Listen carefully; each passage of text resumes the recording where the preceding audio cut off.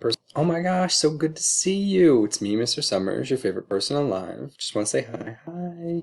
I'm going to show you where some stuff is in this course. If you didn't notice, we're in the anatomy physiology course. I made this one that said distance learning because we're distance learning.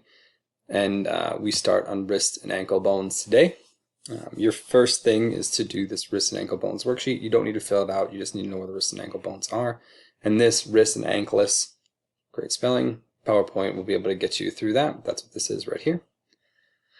I'm going to narrate through them just so that you can see them. There are some things that will be helpful, and I'll go through those as we get to it. But here you go. Here's the bones of the wrist and the ankle. Move myself over a little bit. Living just out here, living. Look, I'm even going to change this to a laser pointer so you feel like I'm doing stuff. This is the picture from the book. Slide over this way. Hi. Just in case you're wondering what's behind me. Oh, this is a marshmallow on a stick that my daughter decided that she wanted to beat me with from her cabin tent, which is over there in our palatial Edina estate, as we're trying to maintain the ability to not die from COVID-19. There are a series of 8 carpal bones and then groupings of bones that you've seen before. So the 8 carpal bones include lunate, hamate, triquetrum, depending on who you ask, pisiform, scaphoid, capitate, trapezoid, and trapezium. Those are the 8 that make up your wrist, not your palm or your fingers. You learned them as carpals before. Then there are 5 metacarpal bones, 1 to 5 from thumb to pinky. And then a series of phalanges from that point on. Hold on, someone said he wants to come party with us. Come on, Bubs, up. Bubba, up. My dog, Luca, he wants to hang out too. All right, so here we go. The metacarpals and phalanges, I think you all knew before. We did go through this a couple times, that there's a proximal, a middle, and a distal phalanx, phalanx being the singular and phalange being the plural. And then that there are, again, 5 metacarpals, 8 carpals, and then a radius and an ulna you knew from the previous unit.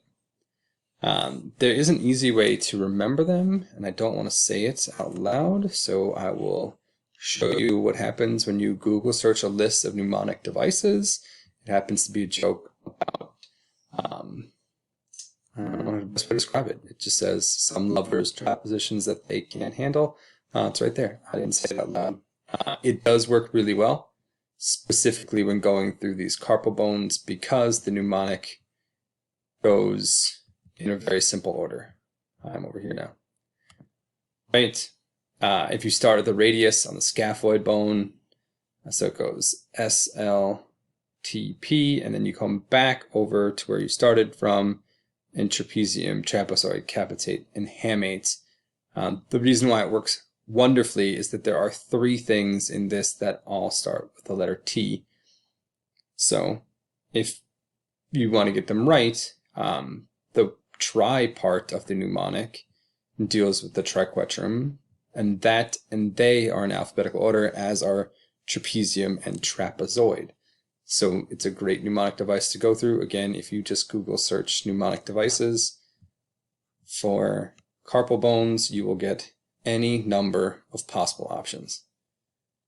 There, I said list of mnemonic devices for carpal bones, and it came up pretty quickly. To go along with them, so if you're looking at it on this picture, right, again, you start our mnemonic device with the scaphoid, and you work your way from thumb to pinky, back to thumb, back to pinky. So it's back row, front row. That's how I've always learned it. You don't need to do it that way. You can do it any way you want. If you look at that list of mnemonic devices, any number will work for you. Just try to find one that you feel comfortable with. Yay, here's all the bones again. And in terms of the foot, oh, I lost my laser pointer. Oh, so sad. Ooh, let's try a highlighter. Let's just live it up. Hey guys, it's me, Mr. Summers. I got a highlighter now. The bones of the foot are pretty easy. Calcaneus is your heel, and it makes up the majority of the foot. Talus is what your tibia rests on. That's what your ankle is. It's part of this talus bone. In front of it is navicular, and in front of the calcaneus is cuboid, right? So just straight lines in front of. Then there are 3 cuneiform bones, and that's it. And they are named medial, intermediate, and lateral, or 1, 2, and 3, depending on who's doing the writing for that one. And it's the same as it was before.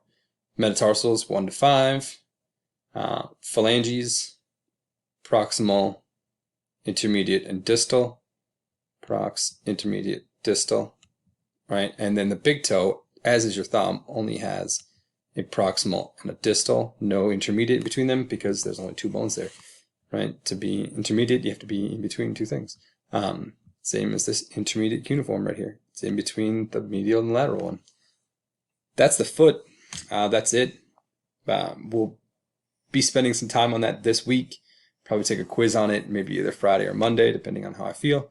And then from here on out, we're going to do wrist and ankle bones, joints, and movement, and then the muscles, and then hopefully be back to school. I did try to store your cats away somewhere. Doubtful it will work. We have 4 left. I can try to order some more as we go through this if I feel like we are actually coming back to school. So there you go, team. Enjoy, and hopefully I will see you soon enough. Bye.